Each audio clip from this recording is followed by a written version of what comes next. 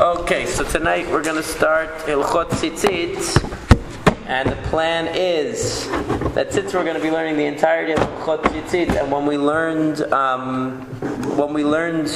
other halachot that we studied in Shulchan Aruch, there was no clear place to start in the Rambam because the halachot were dispersed throughout the Rambam in different places.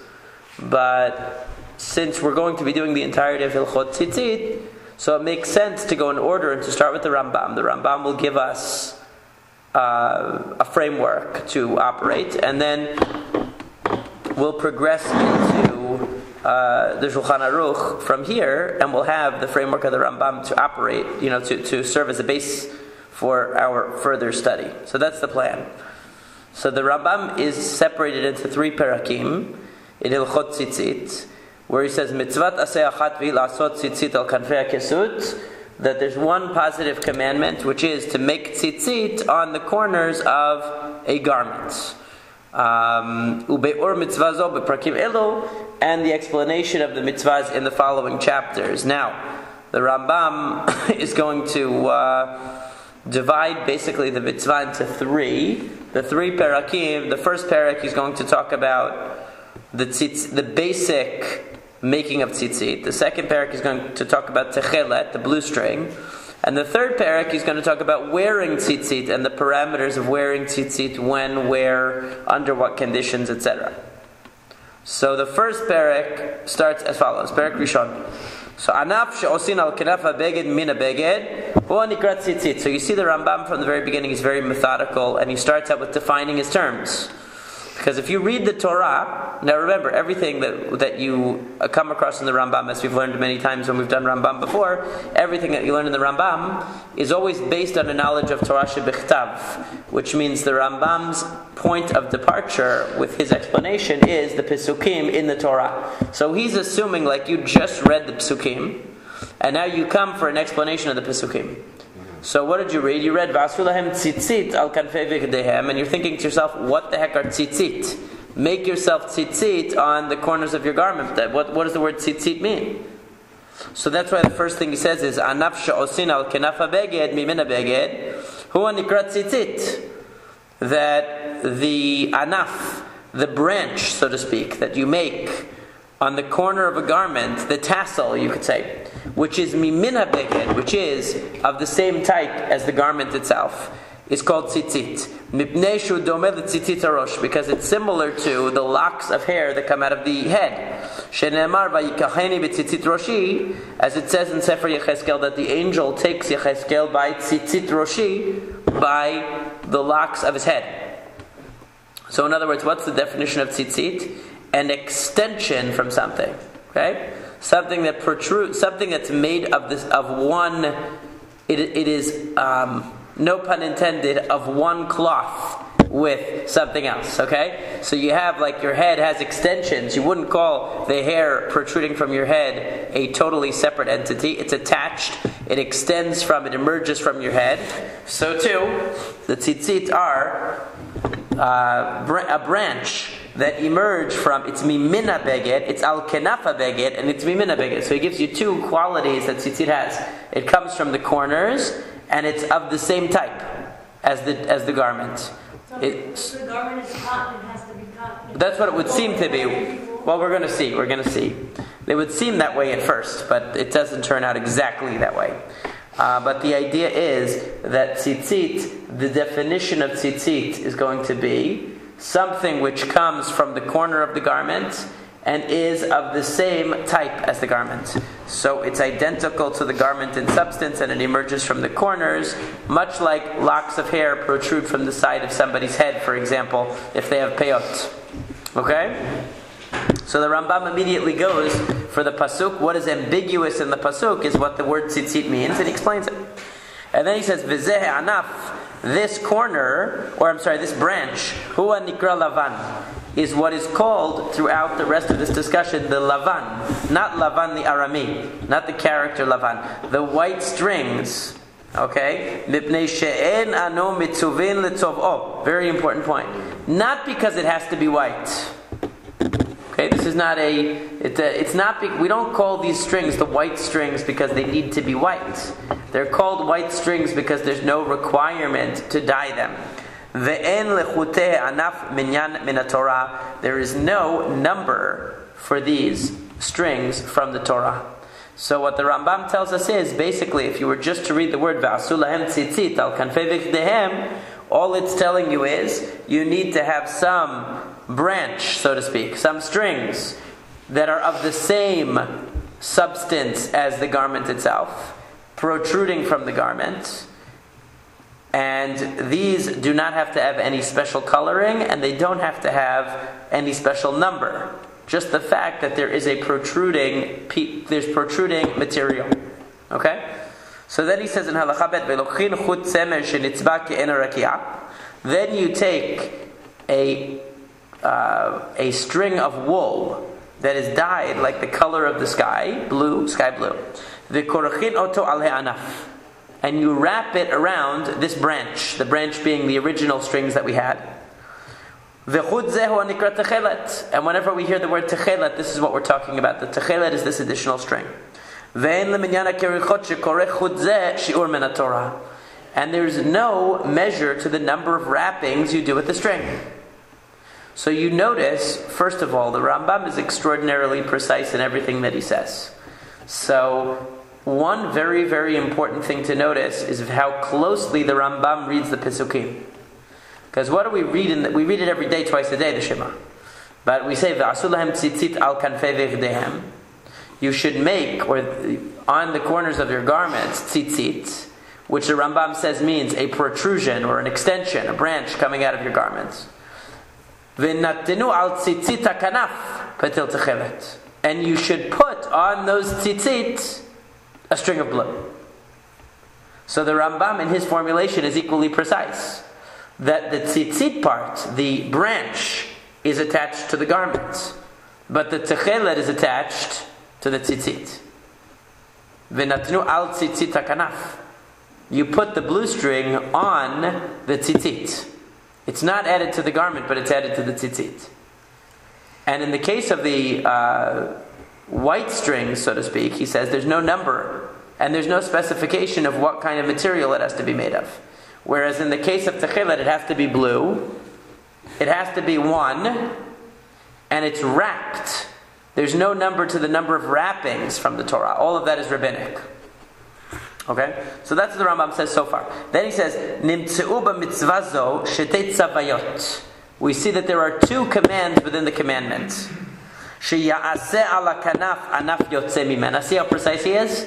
Okay? First of all, that there be a branch that extends from the corner of the garment. And secondly, v'sheyichroch al he'anaf chut techelet. And that you should wrap on the anaf. Why does he use the word anaf? Because he's saying that, because in the first halakha he said, anaf she'osin al kanaf ha'beged mimina beged hu hanikra tzitzit. That the definition of tzitzit is something which is a branch that protrudes from something else. It's an extension. By anaf he means an extension. Something which emerges from something else. Okay, so you have a trunk and a branch. The branch is that which emerges from, is of one cloth width. In other words, it's not something separate that's super added to the garment, but it's viewed as an extension of the garment. And therefore it should be of the same material as the garment in order to serve as proper extension. So he says that that's the definition of the mitzvah, which is to have this branch emerging, protrusion, and to have the blue string attached to it.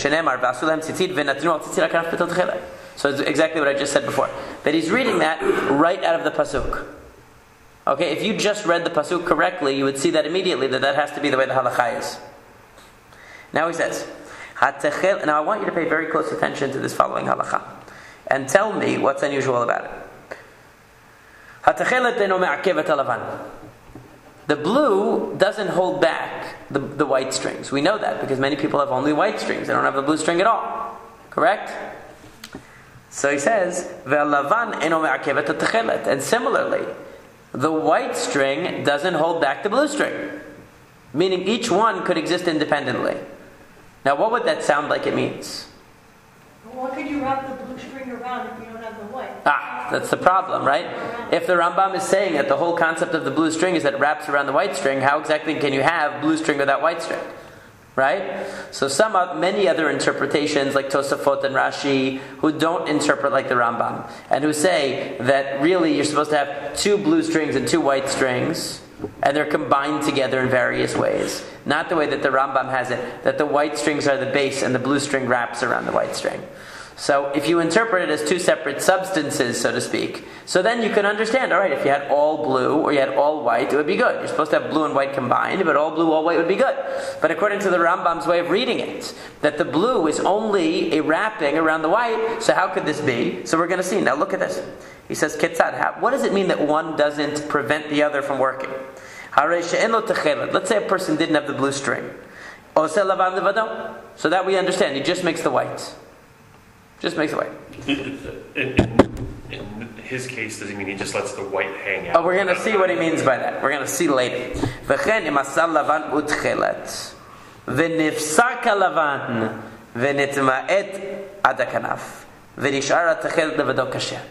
So it's very unusual. In other words, according to the Rambam, we have 2 statements. Techelet is not dependent on the white, and the white is not dependent on the techelet. But they mean 2 totally different things. Because what does it mean that the white is not dependent on the techelet? It means that if you only have white, that's good enough. But what does it mean that the blue is not dependent on the white?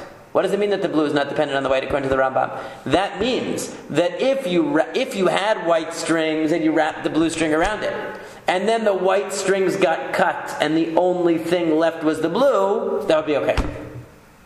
So isn't that a little bit strange? But why does he have to say that? Why does the Rambam? The white, that blue. Because you can have all blue or all white. But we know that has to be the case. But he says something very important. The only time you can only have all blue is if you started with both.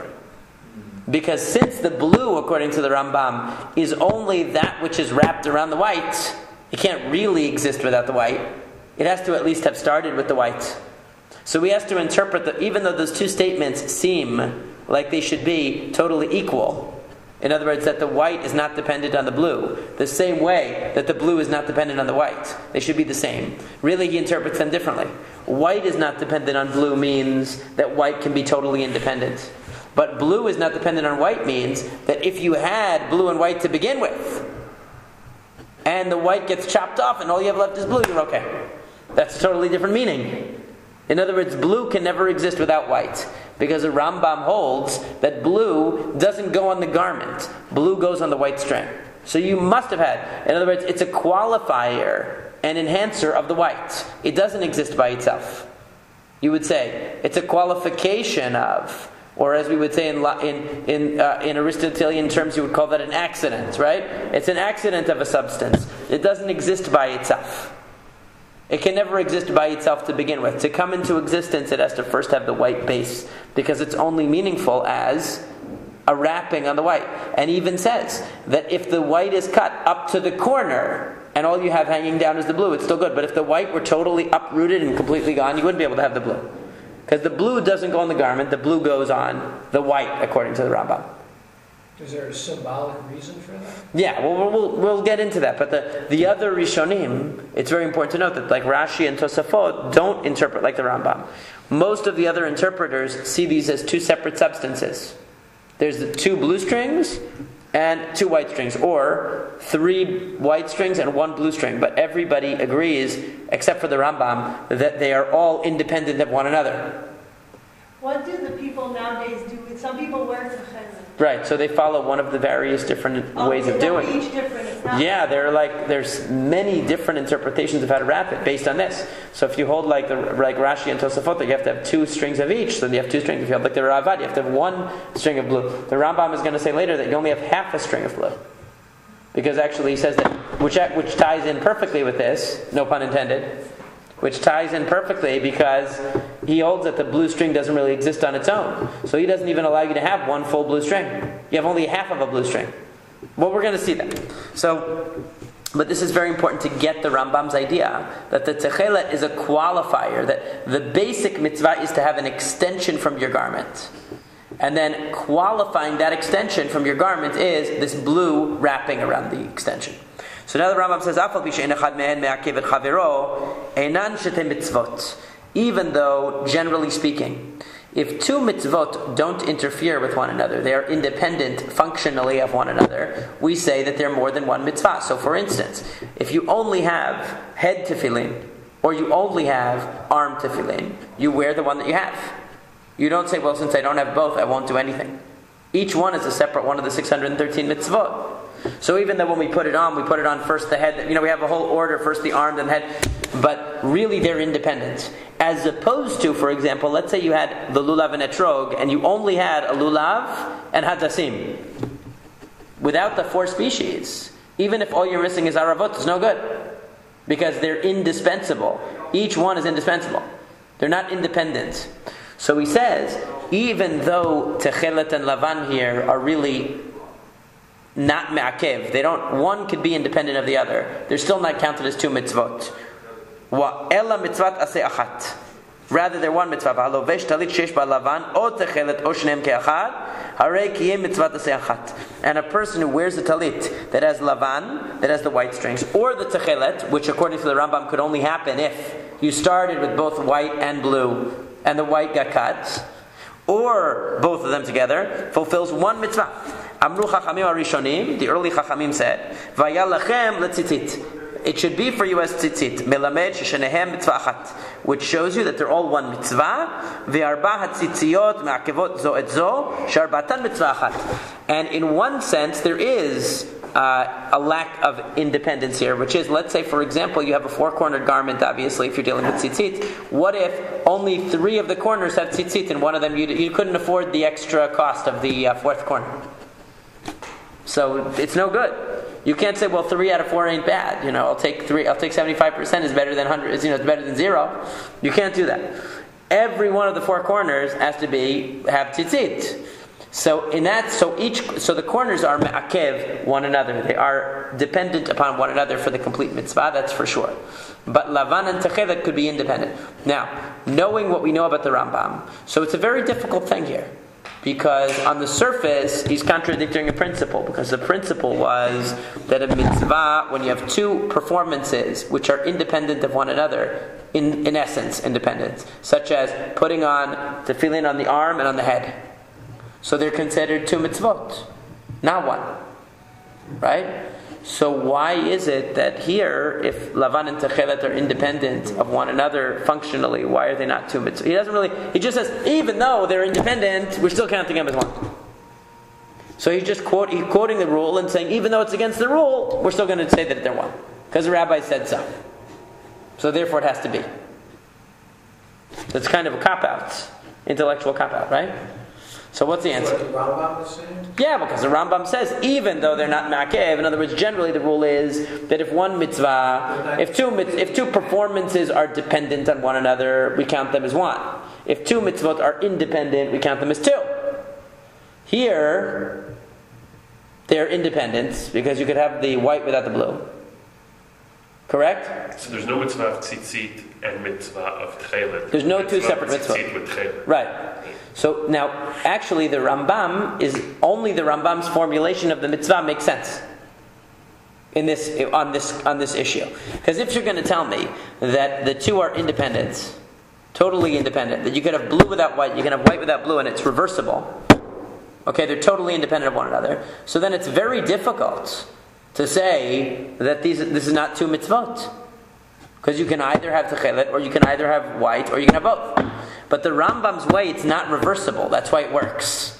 In other words, because the Rambam will say, it's really only one mitzvah. There's just the ideal, complete way of doing the mitzvah, and the not-so-ideal way of doing the mitzvah. The not-so-ideal way of doing the mitzvah is where you only have one or the other. But really, they're interconnected, substantially interconnected, because you can't really have the blue without the white. You can never really have the blue independent of the white. Because even if you wanted to have, the only circumstance in which the blue functions without the white is where there was white and the end got chopped off, and you still have white there that the blue is wrapped around. You just don't have it past the corner of the garment. But there's still something. So they're not totally independent of one another, because the techelet is really qualifying the white. it's really qualifying the white. And even when it exists by itself, it only exists by itself b'di avad, if the white got cut off. But essentially they are interdependent. The white can exist without the blue. The blue is an enhancement, though, of the white, and can't really exist without it. And that's why we don't really count them as two mitzvot. If blue existed totally without white, then we could say that it's two totally separate mitzvot. Or you could say, another way to argue, you might say, well, they're totally independent, but you have to have, let's say, 4 strings, and really it should be a mix of white and blue. But if they're all blue, you at least have them, you have the mitzvah, just not the ideal way. That's Rambam. The Rambam is saying that you can never have blue by itself. I understood. Yeah. So the other authorities, they don't accept. Would they accept that you could have? They would say you could have all blue. They would either be forced to say that it's 2 mitzvot, which is one possibility that's brought in commentaries and one theoretical possibility. Or they could say, like the Ram, they could say, we say that really one can exist completely without the other. You can have just blue or you can have just white. But they might say something like this, that there is that just like the Rambam says, there are 2 levels. There's having strings on your garments, and there's having the blue string and having the contrast between the white and the blue. And they'll say that the basic mitzvah is having the strings, whatever color they are. And if they're all blue, they're all blue. And if they're all white, they're all white. But really it's better to have white and blue. Okay? So they could count that. They could still count it as one mitzvah, because they could say the basic fundamental mitzvah is just having strings on the garment, and it's just an ideal way of doing the mitzvah that you have white and blue. But the Rambam seems to work out the nicest, because he actually makes the blue completely dependent on the white, so it can't really exist separately from the white. Ultimately, it can't. Okay, so that's the way the Rambam has it. So now he says like this: Ketzad osina tzitzit? How do you make tzitzit? Why would Rashi need 2 blue strings? Because the way that they learn the pasuk is like this: that you should make tzitzit on your garments for all your generations. And on each string of the kanaf, put a patil techelet, meaning matching. So it's like matching funds, So for each white string, have a blue string. That's the way that Rashi and Tosafot will interpret it. And the Ra'avad is the third opinion, who says one complete string. Patil techelet is a complete string. Okay, so everybody's arguing about what the pasuk actually means. The Rambam is the one who says that the verb is changed and the target is changed. That it's v'natenu al tzitzit hakanaf. It's not v'natenu al hakanaf. It's not on the corner, it's on the tzitzit of the corner. So it's qualifying the tzitzit. That's how the Rambam gets that. So now he says, Kitzad osin tzitzit, how you make tzitzit? Matchil mizavit shel hatalit shesof ha'arig. You go to the end of the corner. Umarchik mimena lo yater al shalosh etzbaot lema'ala v'lo pachot mikesher gudal. You go not more than 3 finger breadths from the edge of the garments, okay, and not less than the thumb's knuckle, okay. In other words, if you were to put your thumb if this is the edge of the garment here and my thumb's knuckle is here, this would be the closest it could be. If you put 3 thumbs this way, that would be the furthest it should be from the corner. So it should be within a certain reasonable distance from the corner, not at the very edge that it's actually falling off, but somewhere that it's clear that it's on the corner. Because think about it, if you distance it too much, how is it on the corner anymore? So there has to be a measure of what's considered corner. And then he says, you take 4 strings, you put them through. The koflan ba'emtza. So how do you get the 8 strings that we see? Because you fold them over. So now you have 8 hanging down. You start with 4, but you end up with 8. So you have 8 strings hanging down at the end. These strings cannot be these 8 strings. In other words, the parts that's after it's folded has to be at least 4 finger breadths long, which, by the way, the Shulchan Aruch is going to take a more stringent opinion on that, but we'll see. Even if it's an amma, even if it's as long as your arm or more than that, and you sometimes see people with these really long tzitzit, it's fine. There's no maximum, there's only a minimum. And whenever we talk about etzba'ot, we're talking about the thumb. Okay? One of the parts hanging down, meaning one of the 8, not one of the 4. Okay? So after it's folded, you have 8 strings. because you started with 4. One of those 8 should be blue, which means that half of one of the strings, of one of the 4 strings, was dyed techelet. Not a complete one, because if you had a complete one, you would have 2 techelet strings hanging down. Okay, so according to the Rambam, since you have 4 strings and you fold them in half, so now you have 8 hanging down because you folded them in half. One of the hanging down pieces is blue, which means only 1/8 of the total, which means only half of one of the original 4 strings is dyed blue. That's the Rambam's interpretation of techelet. And you take 1 string of the white. Now this is how the Rambam describes making Tsitsit, and I can show you because I have Rambam Techelet Tsitsit, how it looks. V'korech bo karicha achat al shara chutin betzad debegnu menicho. Actually, let me just get my tallit. I'll show you.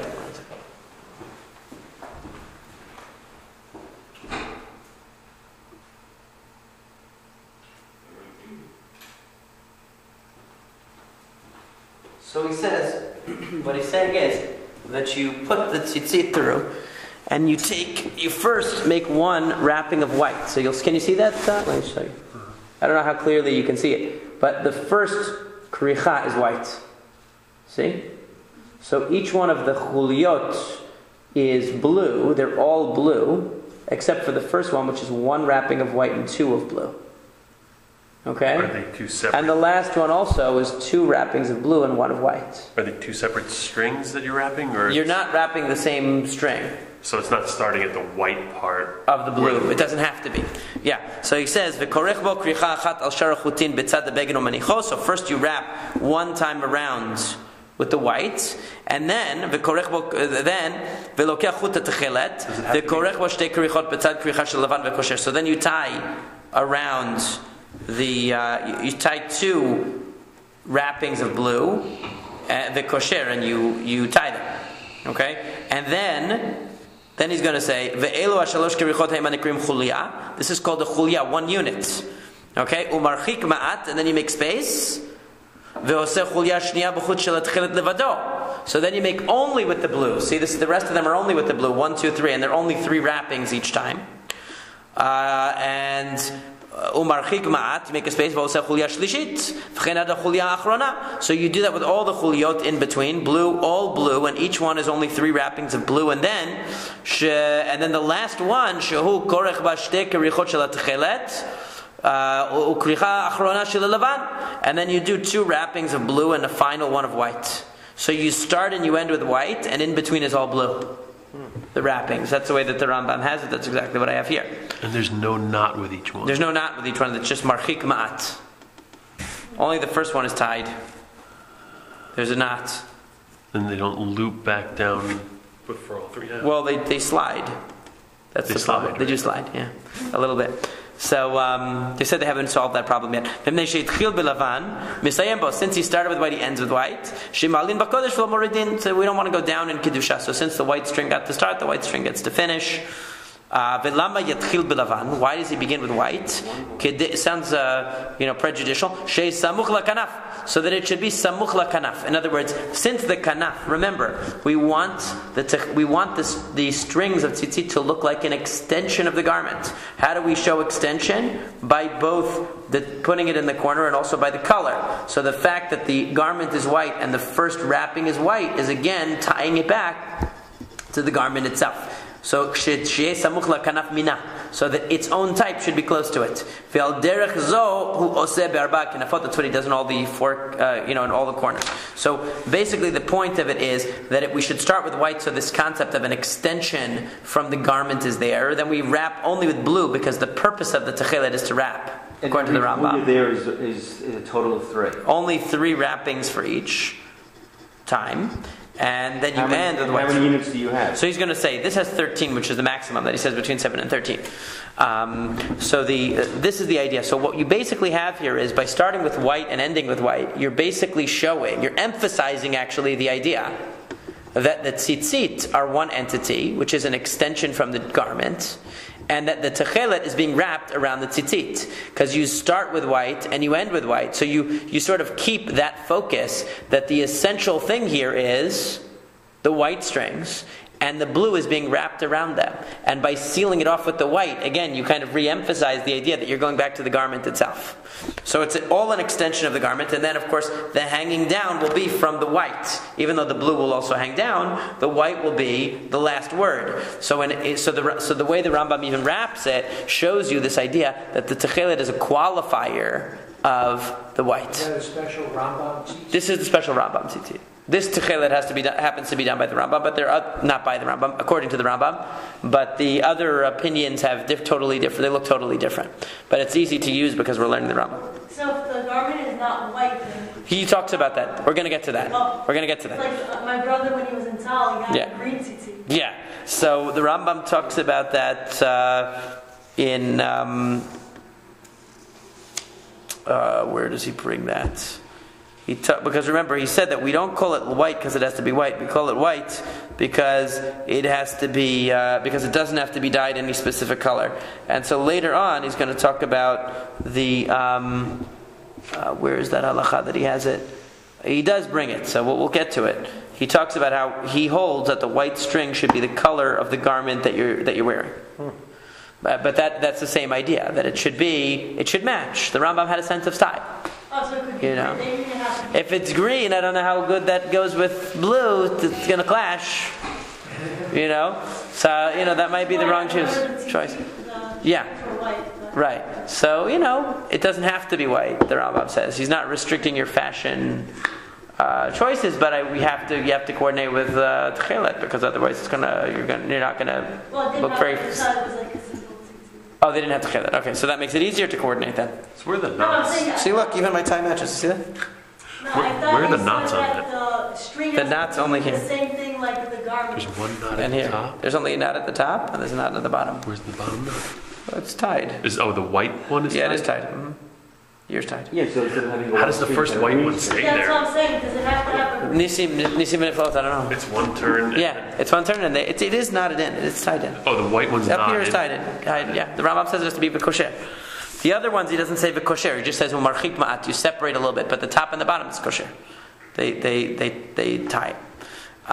Okay, so that's the idea. So by starting with white and ending with white, you connect it back to the garment itself. You show that the tzitzit is really an extension of the garment and that the krichot are on the tzitzit. But by ending with white, you're kind of showing it that's the base. The base is the white. The blue is just a decoration or enhancement of the white. So now we say, Kama chuliot tu'oseh b'chol kanaf. So how many wrappings, or chuliot, how many of these units of 3 wrappings of blue does he do? He shouldn't do less than 7 or more than 13. The Gemara talks about the reason behind this. Now, this was interpreted, now the Rambam is interpreting this in a Rambamic way. This is not the only interpretation. We are familiar with a different order of wrapping of tzitzit, which is 7, 8, 11, 13, which is when you do only white strings, 7, 8, 11, 13, because the Tosafot and Rashi interpret the idea of the. I'm not sure. I'm not sure about Rashi. Actually, I don't want to misspeak. But for sure, Tosafot says the 7, 8, 11, 13 is referring to the number of wrappings in the chulia. Not the number of chuliot. In other words, the Rambam has that this 7 to the range from 7 to 13 is referring to how many of these units of 3 wrappings should you have. The Rambam says there's only one type of unit, which is 3. It's only units of 3 wrappings. The question is how many of those units from 7 to 13. Tosafot says no. That's not what they mean when they say 7 to 13. They mean how many wrappings around should each unit be. So what is the typical tzitzit? 7, 8, 11, 13. 7, the first one, 8, then 11, 13. Okay? So that's how he interprets it. Or how they interpret it, I should say. But the Rambam says, no, it's the number of chuliot. Interesting. So now he says, V'zohi mitzvah min ha-mufchar. This is the ideal mitzvah. Now remember, before he said it doesn't really matter. There's no number of krichot from the Torah. This is all just the ideal way, not necessary. And the basis has to do with shamayim, as the Gemara explains that these numbers are references to the numbers of levels of shamayim. And since the blue string is supposed to remind you of the heavens, it makes sense that the numerical value should similarly remind you in some way of the shamayim. Okay, so the Rambam says ve'im lo karach ela chulya achat kishera. If you would just wrap one chulya, one unit of wrapping, it would be enough because you fulfilled the mitzvah that the techelet should be wrapped around the tzitzit, and that's enough. Okay, ve'im karach techelet al rova tzitzit kishera. He says, and even if you did the opposite extreme, because he said it should only be from 7 to 13. What if you did 50? Okay, and all the way down here was all chuliot, and you just had a little tiny bit sticking on the end. He said that would also be okay. But he says, "V'noya techelet shiu kol chuliot b'shlisha chutin amshushalin, u'shnei shilishehen anaf." But the beautiful way to do it is, and this is true according to everybody, whether you have techelet or not, that the ideal tzitzit is supposed to be 1/3 chuliot and 2/3 anaf. Remember the term anaf that we had before? Anaf refers to the extension from the garment, right? He used the term anaf to mean just the strings hanging down without anything wrapped around them is called the anaf. That's this part. And this is called the chuliot, or also called the gidilim. As it says in the Torah, gidilim ta'aselach. The braided part should be 1/3. The anaf part should be 2/3. Again, what does that emphasize to you? That the chuliot are qualifying the tzitzit, because what should the majority be? The strings hanging down. And only 1/3 of it should be covered by these wrappings, which again emphasizes that according to the Rambam's interpretation, the wrappings are a qualifier and enhancer of the body of the tzitzit, and not that they are on equal footing with one another as one might think. So now he says as follows, V'tzarich lepordo ke'ad sheyeh ketzitzit ararosh. And you should separate. Now, this is a mitzvah that everybody also agrees with this as well. That every morning when you put on your talit, Chemda, I don't think you put on a talit, but that's okay. But if you ever do, this is important to know. So when you're helping your husband in the morning and you help him, it's very romantic. Say, honey, I'll fix your tzitzit for you. So when you do that, you see you'll look at the anaf has to be separated. So you have to run your fingers just like you're running your fingers through hair, basically, to make sure. And that's a halakha on the Shulchan Aruch, that every day you're supposed to do this to make sure that the strings are separated in this part, make sure that they're together in the part where they're supposed to be together, and make sure they're separated down here, so that you have that idea of anaf, of the loose hanging part, and of chuliot, of the wrapped braided part. So you want to have that distinction there. Okay, now remember, where did the Rambam also mention the idea of hair? It wasn't just to make me feel bad. Where did the Rambam also mention hair before? In the very first halakha, when he described what are tzitzit, they're domele tzitzit rosh, just like peyot, right? Just like what do you call them? Locks come out of the side of a person's head, not salmon locks, locks of hair. That so too the tzitzit is supposed to protrude from and extend from the body of the garment. So you want to have that concept, even as you have the chuliot holding on to part of the free-flowing, just like somebody might have a braid in their hair, but then they have hair that's flowing, that's loose beneath the braid. So too, think of it that way, that there's a braided part, and then the hair hangs down beyond the braid, and that's exactly what the tzitzit is supposed to look like. So then he says, "Ha'oseh lavan b'lo techelet." Now here's what the Rambam would say for the typical person today who doesn't have techelet. He says, if you make lavan without techelet, okay, what do? So he just told us that what? What's the problem going to be? What's the problem going to be? Anticipate the problem. No enhancer. What? You don't have an enhancer. You don't have an enhancer, and what else do you not have? What are you going to wrap now? What are you going to wrap? If all of wrapping, according to the Rambam, is only techelet, if you don't have techelet, you don't have wrapping. Okay? The wrap industry would be over. You like that, Tariq? That wouldn't have a job okay. anymore. Yeah, I wouldn't have a job anymore. Right, so Ha'oseh lavan b'lo techelet. Goodbye. You wouldn't have anything to wrap. But he holds like techelet, so it's okay. Yes.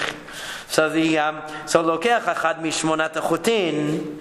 So then what do? You take one of the chutin, one of the 8 white strings, since you don't have the blue. V'korech oto al shara chutin ad shilishan, u'maniach shnei shilishan anaf. So he would say that, you know what you do? It's not that you won't have wrapping at all, because you have to have a braided part and a loose part. But there's no point in having chuliot. Because what's the whole point of having these units of 3 wraps, 3 wraps, 3 wraps? The whole point is only for techelet to do that. Because it's symbolizing the shamayim. symbolizing the heavens. If you don't have the blue, he says, so then what do? You just wrap the white string around for 1/3 of the body of the tzitzit and you leave it. Because he still says that 1/3 should be braided and the rest of it should be hanging. But the concept of having a specific number of units of wrapping of chuliot only makes sense when you have techelet according to the Rambam. So he would say that that's all you have to do.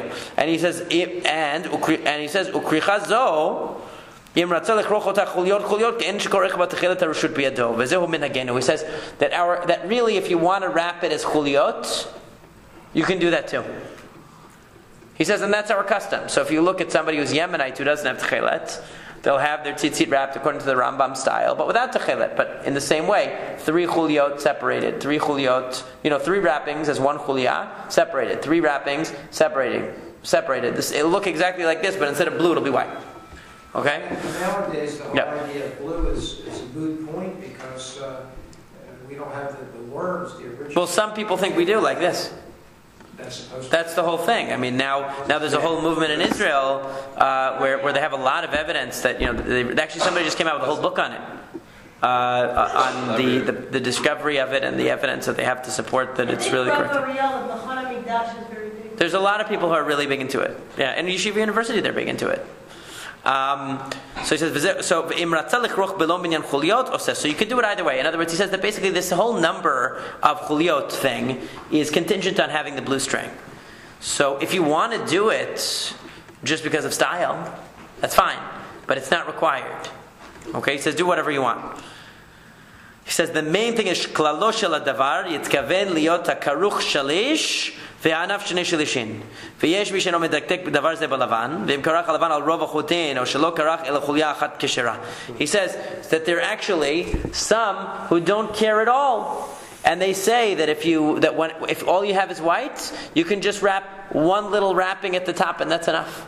Or you can wrap the whole thing, the majority of it. It doesn't even matter. In other words, the whole 1/3 and 2/3 thing, the Rambam is saying you should still preserve the 1/3 wrapped, 2/3 loose, even if you don't have a blue string. But he says there were some people who said that even that is only when you have a blue string. And therefore, if you wanted to have just one wrapping, or you wanted to have the entire thing wrapped almost to the bottom with just a tiny bit hanging, that would be okay. The whole 1/3, 2/3 thing is also just the blue. But the Rambam doesn't agree with that. The Rambam says that the 1/3, 2/3 ratio in tzitzit is required even with only white. What isn't required, according to the Rambam, is having a certain number of units of wrapping along the loose string.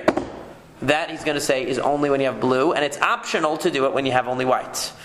Okay, so we have this so far, and the reason for that, by the way, is because in the Torah, it says 2 things.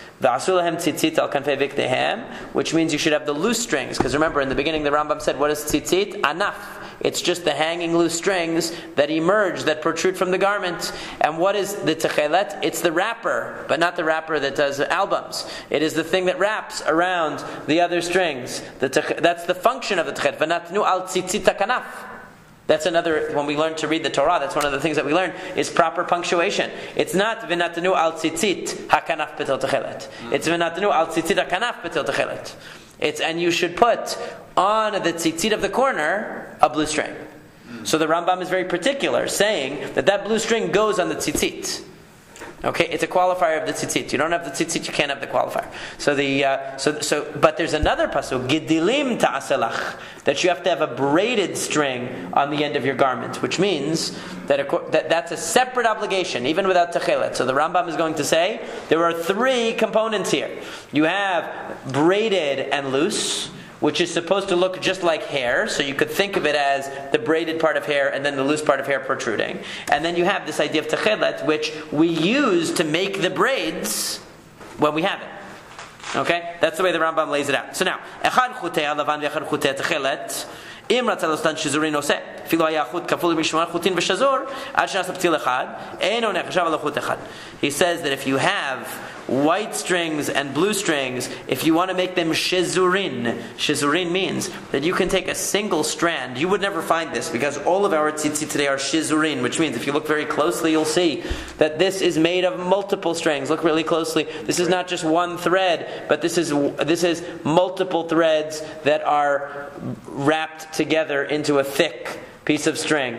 Okay, it's not just one fiber running through here. That's called shizurin. So he says you're allowed to do shizurin if you want to, but it only counts as one string. So don't think you're a wise guy and you're going to take 8 strings and you're going to blend 8 threads into a single thick thread and you're going to hang it on your tzitzit and say, I have 8.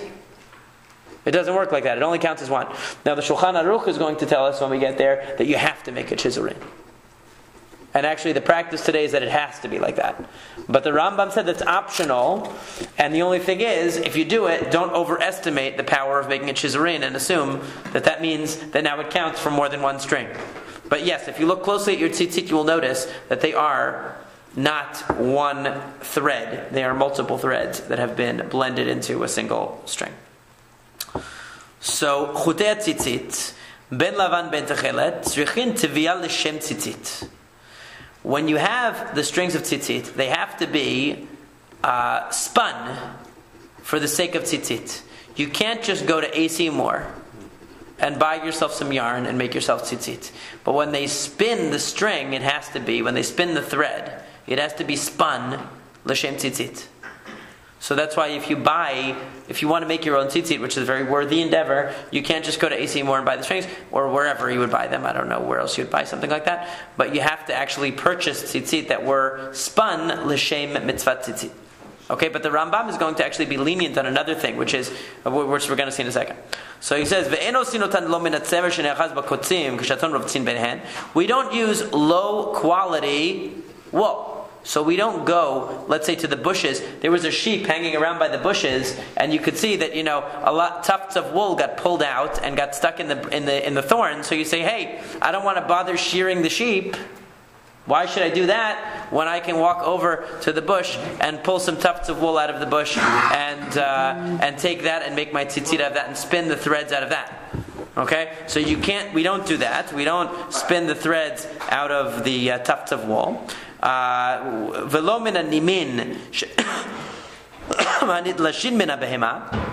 And similarly, if there are threads that have become detached from the animal, not through a normal shearing, we don't use those.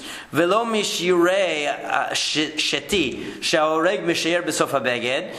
if you're weaving a garment, let's say you're weaving a garment, and at the end of weaving the garment, when you've gotten to the point that you need to get, you'll cut the rest of the string. That's unnecessary and it will fall. Don't say, hey, there's low budget, cheap tzitzit. I'm going to go grab the strings and use them for tzitzit. You can't do that either. He says, Ela mina gizah. You have to take whatever string you're going to use or whatever thread you're going to spin for the purposes of tzitzit from giza, from the shearing of the sheep, which is done in the normal and appropriate natural way, not from some kind of leftover secondhand or trash cloth. And he says, or from linen. If you steal wool, not steal wool. If you are a thief and you misappropriate wool, and you take wool that does not belong to you, then you cannot use that as your tzitzit. That should be obvious. If there's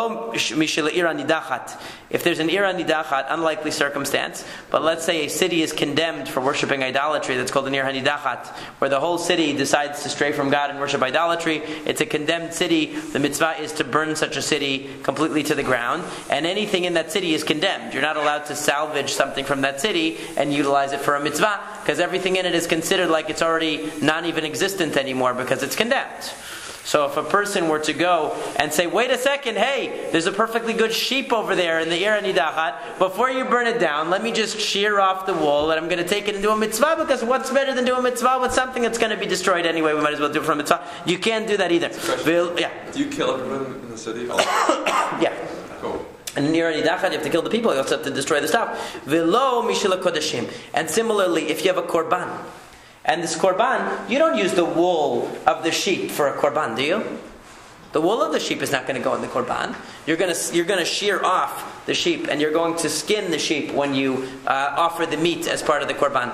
So we're not going to be utilizing that wool for any part with the korban, and yet you can't take the wool which is because it has kedusha. You're not allowed to benefit from the korban. So even though that wool is not itself part of the korban, since it's obviously physically part of the korban, it has kedusha, it has sanctity, and we can't use it. If you used any of these types of wool which are not appropriate to use for the mitzvah, such as the condemned wool from the condemned city or the consecrated wool that's part of a korban, you can't use it for tzitzit. If somebody worshipped your sheep, again, an unlikely occurrence, but I suppose could happen. So then, samra pasul tzitzit. So if the person bows down to their sheep, you buy a sheep from somebody, or a person comes and worships your sheep, I suppose. Then he makes the wool, but the wool now is an object of idolatry. You can't use it for a mitzvah. However, if somebody comes and bows down to your flax plant, you're okay. So what's the reason? So this has to do with Hilkhot Avodah Zarah, not really with Hilkhot Tsitsit. But basically in the Halachot of Avodah Zarah, something which is still natural and connected to the ground can't be changed. Like, you can't say, well, people worship the sun, therefore the sun is an object of idolatry, and I can't benefit from the light of the sun. Because that would be absurd. Nobody could ever use the moon or the sun, because people worship them, so they're object of idolatry. Or somebody worshipped the river. Oh, we can't use the river because we know that the Egyptians thought that the river was a type of god, the Nile River. The Asheri tree. Right. Well, Asherah tree is actually planted for the purpose of being used as an idol. So that's. But if somebody comes into your backyard and bows to your oak tree, it doesn't make the oak tree an idol. But if somebody plants a tree for the purpose of being an asherah, that's what it's talking about when it talks about an asherah. So that's definitely I mean, the exception would be you could use the acorns, not a snake wool. Right. Well, that's a whole thing of Hilkhot Avodah Zarah. But basically, what he says is that since the plant is still in the ground, this is a technicality of Avodah Zarah. But the point is that you can't take a substance which is either prohibited in benefit, or condemned, or consecrated, and make it into tzitzit. Just like and similarly, you can't take something which is essentially refuse, which was removed from the animal, not through a normal shearing process, but was pulled off by thorns of a bush, or fell off, or was the leftovers in making a garment. Anything where this wool comes to your hand accidentally or secondarily, not primarily. It wasn't removed from the sheep in the normal way. It's going to be considered something which is not fit for the mitzvah of tzitzit. And we're going to conclude here for tonight. And Bezrat Hashem, next week we'll be able to complete most of what the Rambam has to say about Hilkhot Tzitzit, get this whole overview of Hilkhot Tzitzit, and then when we get to the Shulchan Aruch, we will be very well equipped to understand all of the details there. Have a great night.